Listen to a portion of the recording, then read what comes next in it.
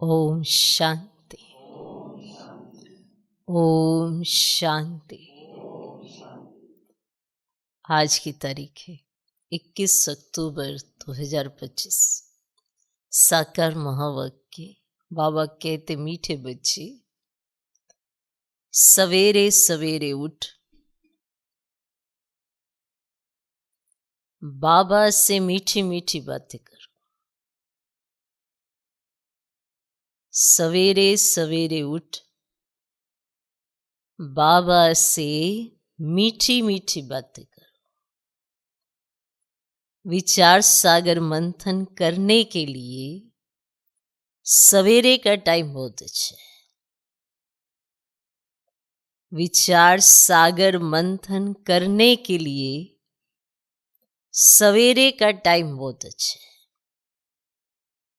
बाबा कहते मीठे बच्चे, सवेरे सवेरे उठ बाबा से मीठी मीठी बातें करो।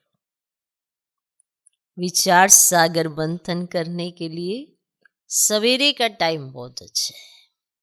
एकदम शांत, और उस समय बाबा से बातें करो। कोई और हलचल नहीं। सवेरे का टाइम बहुत शांत रहता है, चारों तरफ शांति होती है, संकल्पों का तूफान नहीं होता। तो आप जो सोचना चाहें, जैसा सोचना चाहें, जैसे विचार सागर मंथन करना चाहें, बहुत आसानी से हो जाता है। हम माया का प्रभाव नींद का बहुत रहता है, लेकिन वो भी तब रहता है जब आपको पता नहीं है कि ये कौन सा समय है। अगर आपको मालूम है कि ये कौन सा समय है, कमाई का समय है, तो नींद नहीं आती है। इसीलिए बाबा कई बार उदाहरण देते हैं व्यापारियों का। अगर कमाई का समय है तो उनकी नींद फिट जाती है। अभी भी इन दिनों व्यापारियों को नींद नहीं आती है, क्योंकि ये कमाई का सीजन है, कमाई का समय है, तो उन्हें नींद नहीं आती है। तो ये बात हमें भी पक्की होनी चाहिए कि ये जो सवेरे का समय है वापस तो नहीं आना। पूरा सुबह से लेकर रात्रि तक सवेरे का समय तो नहीं आएगा। तो बाबा से मीठी मीठी बातें करने की आदत अगर पड़ गई ना, तो इस समय नींद नहीं आ सकती है, माया का प्रभाव नहीं पड़ सकता है। एक तो समय इतना अच्छा पावरफुल है और बाबा साथ है, तो जैसे विचार सागर मंथन करना चाहिए कोई भी पॉइंट पर, वो सहजता से हो सकता है। संकल्पों का तूफान नहीं है, हलचल नहीं है, चारों तरफ प्रकृति भी शांत है। तो ये बहुत अच्छा समय है बाबा से मीठी मीठी बातें करने का। पक्का कर लो, पहले अपने आप में पक्का करो कि ये समय कौन सा है। ये जो आलस अलबेलापन आता है, वो हम कहीं अपने अंदर पक्का करे बैठे हैं। अभी तो देखो सारी दुनिया तो सोई पड़ी, हमें जागना पड़ रहा है। अभी ये पक्का नहीं हुआ है हम दुनिया से तो अलग हैं, हमें कौन मिला है। तो ये सवेरे सवेरे उठ बाबा से मीठी मीठी बातें करो। विचार सागर मंथन करने का सवेरे का टाइम बहुत अच्छा है। आज का प्रश्न, भक्त भी भगवान को सर्वशक्तिमान कहते हैं, और तुम बच्चे भी। भक्त भी कहते हैं भगवान को सर्वशक्तिमान, और तुम बच्चे भी कहते हो। लेकिन दोनों में अंतर क्या है? भक्त भी कह रहे हैं भगवान को सर्वशक्तिवान, तुम बच्चे भी कह रहे भगवान को सर्वशक्तिवान। दोनों के कहने में अंतर क्या है?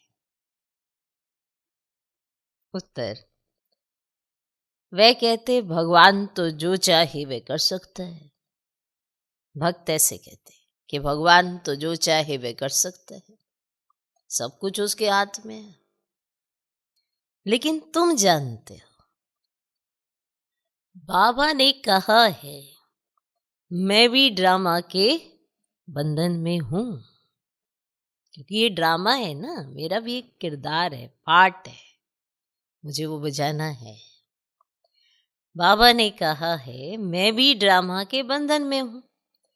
ड्रामा सर्वशक्तिमान है। बाप को सर्वशक्तिमान इसलिए कहा जाता क्योंकि उनके पास सर्व को सद्गति देने की शक्ति है। कुछ भी नहीं, वो ऐसा नहीं कि कुछ भी कर सकते, नहीं, उनके पास सर्व को सद्गति देने की शक्ति है। ऐसा राज्य स्थापन करता जिसे कभी कोई छीन नहीं सकता। ऐसा राज्य स्थापन करता जिसे कभी कोई छीन नहीं सकता। ठीक, तो भक्त भगवान को सर्वशक्तिमान कहते, तुम बच्चे सर्वशक्तिमान कहते, दोनों में अंतर है। ओम शांति। किसने कहा? किसने कहा? बाबा ने। ओम शांति। यह किसने कहा? दादा ने। अब तुम बच्चों ने ये पहचाना है, तो 2 बार बाबा ने ओम शांति की। एक बार कहा ओम शांति, तो फिर बच्चों से पूछा ये किसने कहा? कहते बाबा ने। फिर से ओम शांति की, फिर पूछा ये किसने कहा है? तो कहा दादा ने। अच्छा, अब तुम बच्चों ने ये पहचाना है। ऊंच ऊंच की महिमा तो बहुत भारी है। कहते हैं सर्वशक्तिमान है तो क्या नहीं कर सकते। अब ये भक्ति मार्ग वाले तो सर्वशक्तिमान का अर्थ बहुत भारी निकालते होंगे। बाप कहते ड्रामा अनुसार सब कुछ होता है, मैं कुछ भी करता नहीं हूं, मैं भी ड्रामा के बंधन में हूं। सिर्फ तुम बाप को याद करने से सर्वशक्तिमान बन जाते हो। तुम बाप को याद करने से सर्वशक्तिमान बन जाते हो। पवित्र बनने से तमो प्रधान से सतो प्रधान बन जाते हो। बाप सर्वशक्तिमान है, उनको सिखलाना होता है। बच्चे मुझे याद करो तो विक्रम विनाश हो जाएंगे, फिर सर्वशक्तिमान बन विश्व पर राज्य करेंगे। शक्ति नहीं होगी तो राज्य कैसे करेंगे? शक्ति मिलती है योग से, इसीलिए भारत का प्राचीन योग बहुत गाया जाता है। तुम बच्चे नंबरवार याद कर और खुशी में आते हो। तुम जानते हो हम आत्माएं बाप को याद करने से विश्व पर राज्य प्राप्त कर सकते हैं। कोई की ताकत नहीं जो छीन सके। ऊंच से ऊंच बाप की महिमा सब करते हैं, परंतु समझते कुछ नहीं। यहां समझना है।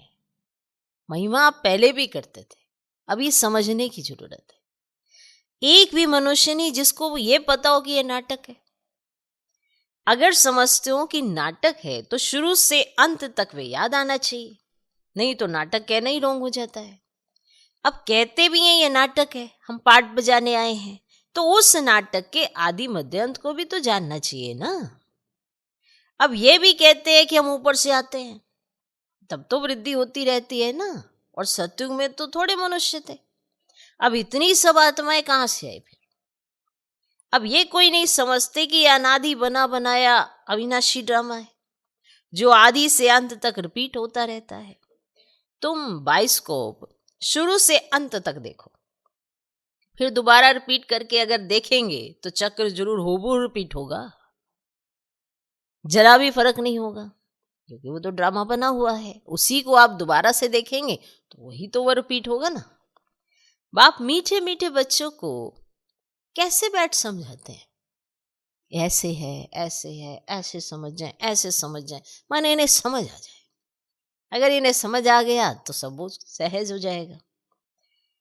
बाबा माना कितनी मेहनत करते हैं हमें समझाने की।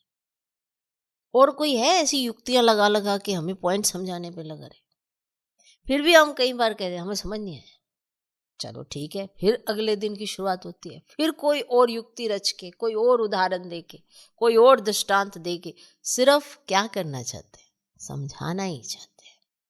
क्योंकि वो जानते हैं अगर इन्हें समझ आ गया फिर सब क्लियर है। कितना मीठा बाप है।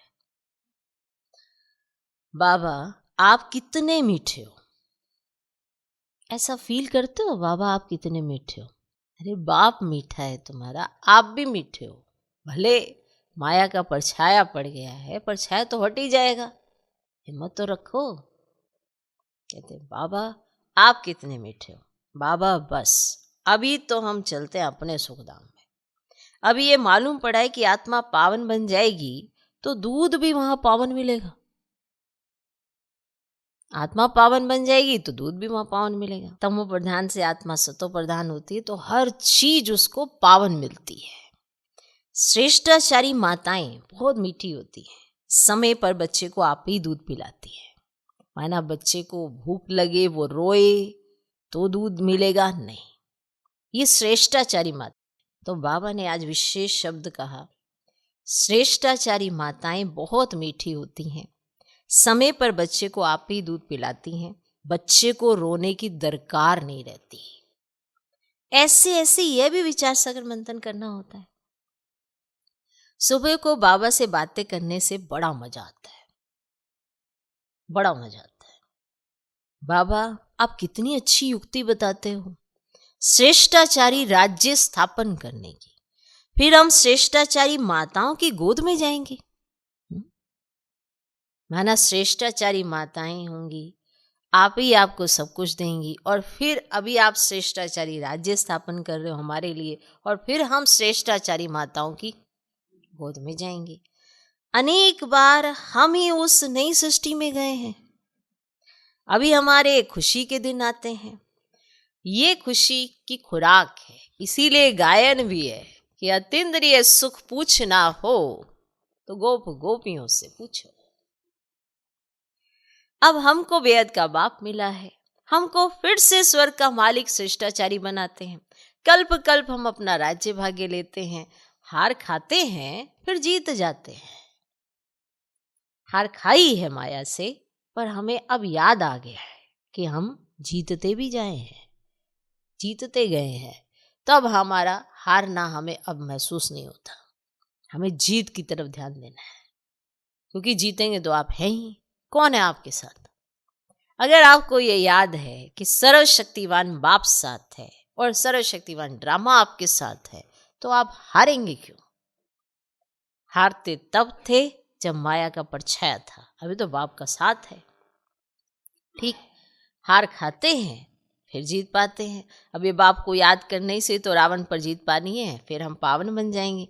वहां लड़ाई दुख आदि का नाम ही नहीं है, कोई खर्चा नहीं, कोई खर्चा नहीं, कोई लड़ाई नहीं, कोई झगड़ा नहीं, कोई दुख नहीं, कोई तकलीफ नहीं, कोई झगड़ा नहीं। माना 2500 वर्ष तक आपको कोई बीमारी नहीं लगती, न तन की, न मन की, न धन की, न आपस में संबंध संपर्क की, किसी भी तरह की कोई बीमारी नहीं, कोई खर्चा ही नहीं है। भक्ति मार्ग में जन्म जन्मांतर कितना खर्च किया, कितने धक्के खाए, कितने गुरु किए हैं। अब फिर आधा कल्प हम कोई गुरु नहीं करेंगे, है ना। सबकी समझ अपने आप काम कर रही होगी, कोई वजीर की जरूरत नहीं, कोई वकील की जरूरत नहीं, किसी गुरु की भी जरूरत नहीं। शांति धाम सुखधाम जाएंगे। बाप कहते तुम सुखधाम के राही हो, हम दुखधाम से सुखधाम में जाना है। वाह हमारा बाबा, फील हो रहा है? वाह हमारा बाबा कैसे हमको पढ़ा रहे हैं। हमारा यादगार भी यहाँ है, ये तो बड़ा वंडर है। इस दिलवाड़ा मंदिर की तो अपरम अपार महिमा है। अभी हम राजयोग सीखते हैं, उसका यादगार तो जरूर बनेगा ना। अब ये हूबहू हमारा यादगार है। अब यादगार माना आपने प्रैक्टिकल वो चीज बजाई है तो उसका एग्जाम्पल बनता है ना। अब यादगार आपका है, बाबा मम्मा और बच्चे बैठे हैं, नीचे योग सीख रहे हैं, ऊपर में स्वर्ग की रजाई है, और झाड़ में भी कितना क्लियर है। बाबा ने कैसे साक्षात्कार कराए और फिर चित्र बैठ बनवाए हैं, और बाबा ने ही साक्षात्कार कराया और फिर करेक्ट भी किया। इतना वंडर है, सारी नई नॉलेज है, किसको भी इस नॉलेज का पता ही नहीं है। और बाप ही बैठ समझाते हैं मनुष्य कितना तमोप्रधान बनते जाते हैं। मनुष्य सृष्टि बढ़ती जाती है, भक्ति भी वृद्धि को पाते पाते तमोप्रधान बनती जाती है, क्योंकि हर एक चीज में स्वार्थ शामिल हो गया। तो भक्ति भी करते करते करते अति में जा रही है। तो यहाँ अब तुम सत्व प्रधान बनने का पुरुषार्थ करते हो, और गीता में भी अक्षर है मन मना भव। सिर्फ यह नहीं जानते कि भगवान कौन है। अब तुम बच्चों को सवेरे सवेरे उठकर विचार सागर मंथन करना है कि मनुष्यों को भगवान का परिचय कैसे दे। ये सवेरे सवेरे उठकर विचार चले। ये नहीं कि मेरे साथ ये हो गया, मेरे साथ ये हो गया, मेरे साथ वो हो गया, ये हो गया, ये कोई कहानी है। छोड़ो ये नहीं, ये सोचो कि अब बाप के कार्य में मददगार कैसे बने। ये विचार चलना चाहिए। तो कैसे सबको बाबा का परिचय दें। भक्ति में भी मनुष्य सवेरे सवेरे उठकर कोठी में बैठ भक्ति करते हैं, तो वह भी तो विचार सागर मंथन हुआ ना। अभी तुमको ज्ञान का तीसरा नेत्र मिलता है। बाप तीसरा नेत्र देने की कथा सुनाते हैं, आप बैठ के रोज सुबह सुबह कथा सुन रहे हैं। कितना उद्धार होगा। वो सत्यनारायण की कथा है, महीने में एक बार रखते, सोचते हम बन गए सब कुछ। अब तो रोज कथा सुनते। अब इसको ही तो फिर तिजरी की कथा कह दिया है। तिजरी की कथा, अमर कथा, सत्यनारायण की कथा भी मशहूर है, और सुनाने वाला एक ही बाप है जो फिर भक्ति मार्ग में चलती है। तो ज्ञान से तुम बच्चे सॉल्वेंट बनते हो। इसीलिए देवताओं को पद्मपति कहते हैं, और देवताएं बहुत धनवान पद्मपति बनते हैं। और कलयुग को भी देखो और सत्युग को भी देखो। देखो कलयुग को देखो, सत्युग को देखो, रात दिन का फर्क है। सारी दुनिया की सफाई होने का टाइम लगता है ना, नहीं? अब सारी दुनिया खड़ी है इस समय, और सारी दुनिया की सफाई होने में टाइम लगता है ना। अब आप यहाँ बैठे हो, कहीं पे कुछ हो रहा होगा, अर्थक्वेक हो रही होगी, कहीं पे कुछ हो रहा होगा, कहीं मूसलाधार बारिश चल रही है, कि कहीं पर भी कुछ हो रहा होगा, आपको तो नहीं पता। कहीं अर्थक्वेक हो रहा है, कहीं प्लेटें हिल रही हैं, आपको नहीं पता। उसका सेक आप तक आना ही नहीं है, माना दूसरे छोर में कुछ हो रहा होगा, आपको क्या पता। तो इसमें टाइम लगता है सफाई होने में।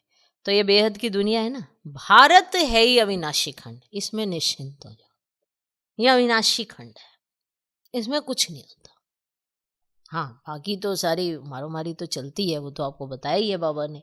लेकिन ऐसा नहीं कि ये खत्म हो जाता है, परले आ जाती है, सब पानी पानी हो जाता, ऐसा नहीं होता। ये कभी प्रायलोप होता है नहीं। अब सोचे इतना बड़ा रहस्य है, भगवान ने आके बताया, कहाँ पता था परले आ जाएगी, सब खत्म हो जाएंगे, ये तो सुनते थे। लेकिन खत्म क्या होगा? शरीर। भारत तो फिर भी है, अविनाशी खंड है। क्लियर? तो ये कभी खत्म नहीं होता, एक ही खंड रहता है, आधा कल्प। आधा कल्प समझते हो कितने वर्षों का होता है? चलो आपके इस वर्षों के हिसाब से ही लगा लो, फिर भी 2500 वर्ष कम होते हैं। आधा कल्प, एक ही खंड रहता है। फिर और खंड इमर्ज होंगे नंबरवार, फिर धीरे धीरे सारे खंड इमर्ज होंगे, पानी सूखेगा, फिर वहां पे ऐसे बनाएंगे, फिर अभी देखो आपके सामने ही है, और खंड इमर्ज होंगे नंबरवार। तुम बच्चों को कितना ज्ञान मिलता है, इतना सारा ज्ञान ही है और क्या। कहाँ आपको, आप चाहे हिस्ट्री पढ़ लो, ज्योग्राफी पढ़ लो, आपको पता भी नहीं पड़ेगा। और एक ही मुरली में हिस्ट्री भी है, ज्योग्राफी भी है, सारी नॉलेज है, पूरी वर्ल्ड वाइड नॉलेज सारी इसमें आती है। अगर ध्यान से पढ़ना आपने सीख लिया तो आपको सारी नॉलेज मिलेगी इसमें। बोलो वर्ल्ड की हिस्ट्री ज्योग्राफी कैसे चक्कर लगाती, आकर समझो, आओ आके समझो। प्राचीन ऋषि मुनियों का कितना मान है, परंतु वे भी सृष्टि के आदि मध्य अंत को नहीं जानते। वे हठयोगी हैं। हाँ, बाकी उनमें पवित्रता की ताकत है जिससे भारत को थमाते हैं, नहीं तो भारत पता नहीं क्या हो जाता। मकान को पोछी यदि लगाई जाती है ना, ऐसी ही है कि उनकी पवित्रता भारत को थमाती है। लेकिन कंप्लीट पवित्रता नहीं है। तो वो क्या है? पोछी लगाइए। तो जैसे ही पोछी लगती है तो शोभा होती है। भारत महान पवित्र था, अब यही पवित्र बना है। वहां तुम्हारा सुख भी बहुत समय चलता है, तुम्हारे पास बहुत धन रहता है। अब यहाँ तो थोड़ा होता तो भी फिक्र हो जाती है, नहीं होता तो पता नहीं कितनी फिक्र। नहीं, थोड़ा होता है, अगर हो गया तो उसकी फिक्र, ना फिक्र तो ऐसे गिफ्ट में ही मिली हुई है। और वहां तुम्हारे पास बहुत धन रहता है। तुम भारत में ही रहते थे, तुम भारत में ही रहते, तुम्हारा राज्य था, कल की बात है। भारत ही रहेगा तो भारत में ही जन्म होगा ना। बाकी खंड तो बाद में आते हैं, फिर बाद में अन्य धर्म आए हैं, उन्होंने आकर कुछ सुधार कर अपना नाम बाला किया है। अब वह भी सब तमो प्रधान बन गए हैं। अब तुम बच्चों को कितनी खुशी होनी चाहिए।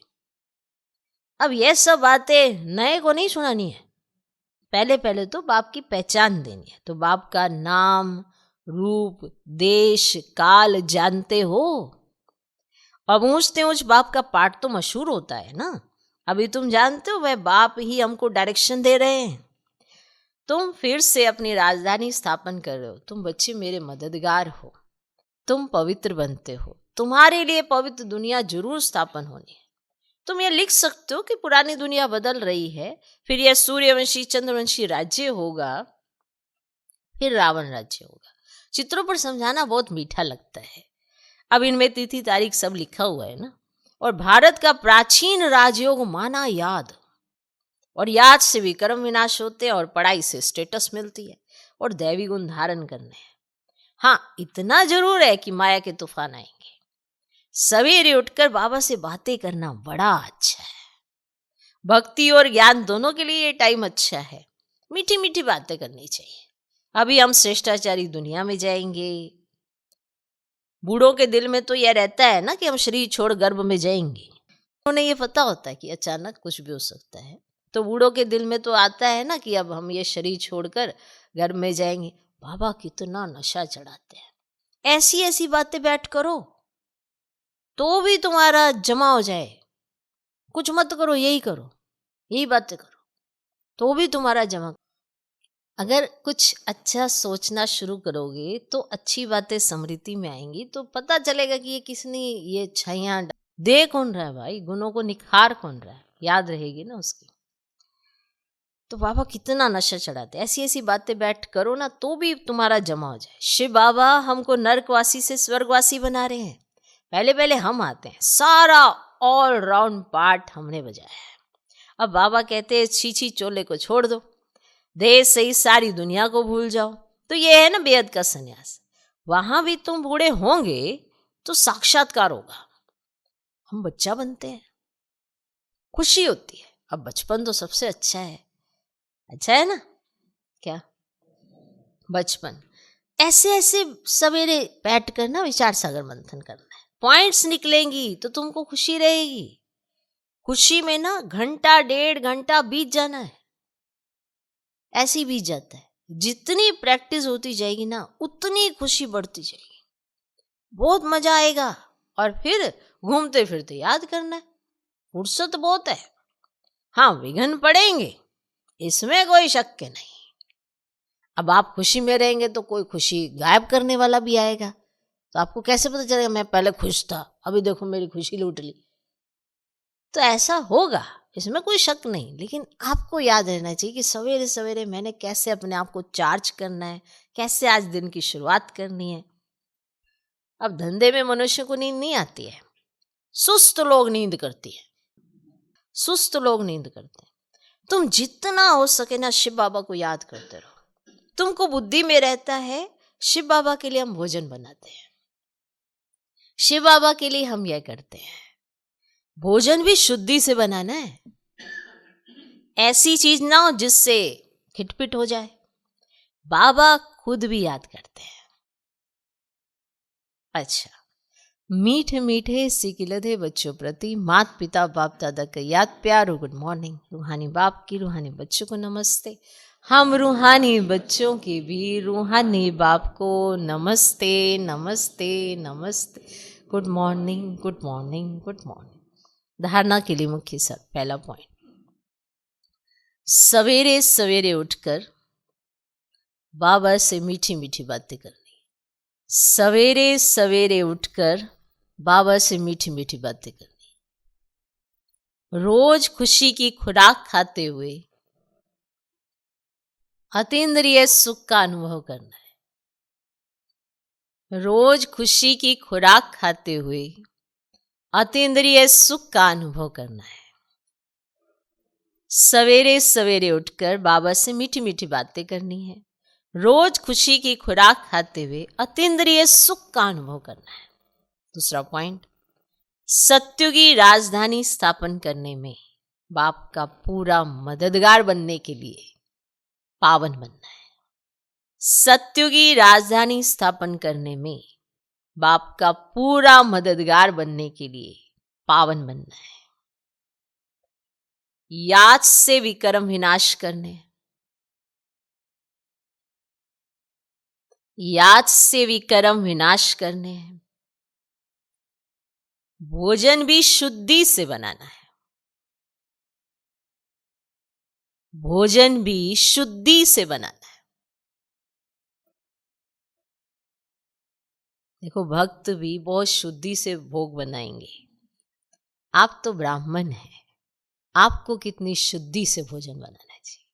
लापरवाही नहीं चाहिए इसमें अटेंशन चाहिए कि हम जो भोजन बना रहे हैं वो किसके लिए बना रहे हैं? भगवान के लिए।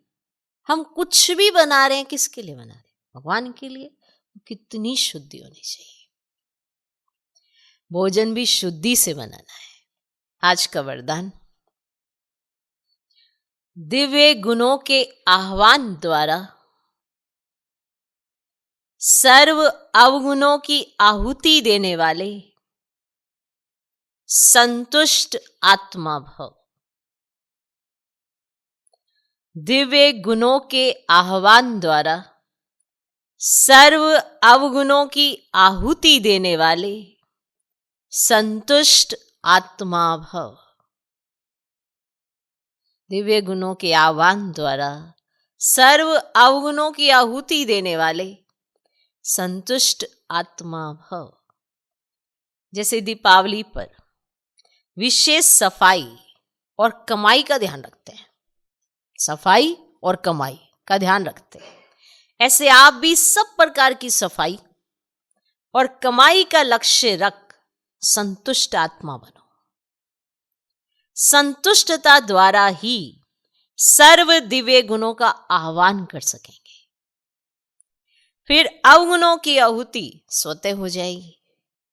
अंदर जो कमजोरियां, कमियां, निर्बलता, कोमलता रही हुई है, उन्हें समाप्त कर अब नया खाता शुरू करो और नए संस्कारों के नए वस्त्र धारण कर सच्ची दीपावली मनाओ। फिर से सुनो, जैसे दीपावली पर विशेष सफाई और कमाई का ध्यान रखते हैं, ऐसे आप भी सब प्रकार की सफाई और कमाई का लक्ष्य रख संतुष्ट आत्मा बनो। संतुष्टता द्वारा ही सर्व दिव्य गुणों का आह्वान कर सकेंगे। फिर अवगुणों की आहुति स्वतः हो जाएगी। अंदर जो कमजोरियां, कमियां, निर्बलता, कोमलता रही हुई है, उन्हें समाप्त कर अब नया खाता शुरू करो और नए संस्कारों के नए वस्त्र धारण कर सच्ची दीपावली मनाओ। आज का स्लोगन, स्वमान की सीट पर सदा सेट रहना है। सेट रहना है, स्वमान की सीट पर सदा सेट रहना है तो दृढ़ संकल्प की बेल्ट अच्छी तरह से बांध लो। अब सीट पर सेट आप ऐसे से नहीं हो पा रहे हैं तो बेल्ट बांध लो।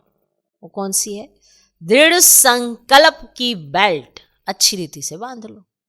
अपने आप स्वमान की सीट पर सेट रहेंगे। बांध लो दृढ़ संकल्प की बेल्ट। इसलिए जब भी गाड़ी में जाना, गाड़ी में बैठना, बेल्ट बांधते हैं ना, तो आप स्वमान की सीट पे बैठना तो पहले सबसे पहले बेल्ट बांध लेना। वो कौन सी है? दृढ़ संकल्प की बेल्ट। संकल्प में दृढ़ता लाओ। बाबा ने कहा था ना, बाबा, मम्मा और बच्चे बैठे हैं, तो मातेश्वरी जी के अनमोल महावाक्य, इस अविनाशी ईश्वरीय ज्ञान प्राप्त करने के लिए, इस अविनाशी ईश्वरीय ज्ञान प्राप्त करने के लिए कोई भी भाषा सीखनी नहीं पड़ती। इस अविनाशी ईश्वरीय ज्ञान प्राप्त करने के लिए कोई भी भाषा सीखनी नहीं पड़ती। अपना जो ईश्वरीय ज्ञान है वो बड़ा ही सहज और मीठा है। इससे जन्म जन्मांतर के लिए कमाई जमा होती है। ये ज्ञान इतना सहज है जो कोई भी महान आत्मा, अहिल्या जैसी पत्थर बुद्धि, कोई भी धर्म वाला बालक से लेकर वृद्ध तक कोई भी प्राप्त कर सकता है। अब देखो, इतना सहज होते भी दुनिया वाले इस ज्ञान को बहुत भारी समझते हैं। कोई समझते हैं जब हम बहुत वेद शास्त्र उपनिषद पढ़कर बड़े बड़े विद्वान बने, उसके लिए फिर भाषा सीखनी पड़े, बहुत ही हठ योग करें तभी प्राप्ति हो सके। लेकिन यह तो हम अपने अनुभव से जान चुके हैं कि ये ज्ञान बड़ा ही सहज और सरल है, क्योंकि स्वयं परमात्मा पढ़ा रहा है। इसमें ना कोई हठ क्रिया, ना जप तप, ना शास्त्रवादी पंडित बनना, ना कोई इसके लिए संस्कृत भाषा सीखने की जरूरत है। ये तो नेचुरल आत्मा को अपने परम पिता परमात्मा के साथ योग लगाना है। भल कोई इस ज्ञान को ना भी धारण कर सके तो भी सिर्फ योग से भी बहुत फायदा होगा। इससे एक तो पवित्र बनते हैं और दूसरा फिर कर्म बंधन भस्मीभूत होते हैं और कर्मातीत बनते हैं। इतनी ताकत है इस सर्वशक्तिवान परमात्मा की याद में। भल वो अपने साकार ब्रह्मा तन द्वारा हमें योग सिखा रहे हैं, परंतु याद फिर भी तो डायरेक्ट उस ज्योति स्वरूप शिव परमात्मा को करना है। उस याद से ही कर्म बंधन की मैल उतरेगी। अच्छा, आत्मा ने परमात्मा को याद करना है। अब परमात्मा पिता है, अब पिता को याद करने के लिए भाषा की जरूरत थोड़ा होती है। अब छोटे बच्चे ने अपने माँ बाप को बोलते हुए सुना, बस अब सीखने के लिए, भाषा सीखने के लिए स्कूल तो भी गया ही नहीं है, और माँ बाप की भाषा वो बच्चा अच्छे से सीख जाता है। तो जब हम माँ बाप को सुन रहे हैं, अच्छी रीति उनके पास बैठे हैं, उनको समझने की कोशिश करेंगे, तो नेचुरली वो जो सुना रहे हैं हमको समझ में आ जाएगा। वो भले भाषाओं का तो कोई ज्ञान हो ना हो, भाव का ज्ञान तो है। अब बच्चा तो पढ़ा लिखा नहीं होता, जो छोटा सा बच्चा होता है वो जानता है माँ क्या कह रही, बाप क्या कह रहा है। स्कूल में तो जाएगा 5 साल की उम्र में, तब वो लिखा पढ़ी सीखेगा। उससे पहले तो उसको सिर्फ उनके भाव ही समझ में आते हैं, भावना ही समझ में आती है। उसके लिए भगवान ने अपना बताया है। तो इसके लिए कोई वेद शास्त्र उपनिषद ग्रंथ पोथी संस्कृत इसकी जरूरत नहीं है। परमात्मा को याद करना है, बाकी सब ठीक है। Okay, clear. तो भले कोई और धर्म की आत्मा, चाहे बालक से लेकर वृद्ध तक भी हो, वो भी याद से पावन बन सकती है, कर्म बंधन की बैल उतर जाएगी। तो याद के लिए किसी भी भाषा की जरूरत नहीं है। अव्यक्त ईश्वर है। स्वयं और सर्व के प्रति मनसा द्वारा योग की शक्तियों का प्रयोग करो। शांति की शक्ति का प्रयोग पहले स्व के प्रति, तन की व्याधि के ऊपर करके देखो। शांति की शक्ति का प्रयोग स्वयं के प्रति, तन की व्याधि के ऊपर करके देखो। इस शक्ति द्वारा कर्म बंधन का रूप करके देखो, मीठे संबंध के रूप में बदल जाएगा। आपको तन की कोई भी व्याधि है, शांति की शक्ति का प्रयोग तन के ऊपर करके देखो। यह कर्म भोग, कर्म का कड़ा बंधन, साइलेंस की शक्ति से पानी की लकीर मिसल अनुभव होगा। जैसे कि अरे भैया इतनी बड़ी बीमारी हो गई, इतना सब कुछ हो गया, तबीयत इतनी खराब हो गई, पर फील नहीं हो रहा है। कोई और सुनेगा तो कहेगा आप चल कैसे रहे हो, बैठे कैसे हो, आपकी तबीयत ऐसी, लेकिन हमें फील ही नहीं हो रहा है। पानी की लकीर के मिसल अनुभव होगा। भोगने वाला नहीं, भोगना भोग रही हूं यह नहीं, लेकिन साक्षी दृष्टा हो, इस हिसाब किताब का दृश्य भी देखते रहेंगे कि कैसे इसका हिसाब किताब ये चुकता हो गया। मेरे को भोगनी पड़ रही है, मैं तो कितनी तकलीफ में हूं, मेरे को बहुत दुख है, ऐसे नहीं। वो अपने आप कट भी रहा है और साक्षी होकर आप अपना पार्ट भी प्ले कर रहे हो। तो ये शांति की शक्ति का प्रयोग तन की व्याधि पे करके देखो। ओम शांति।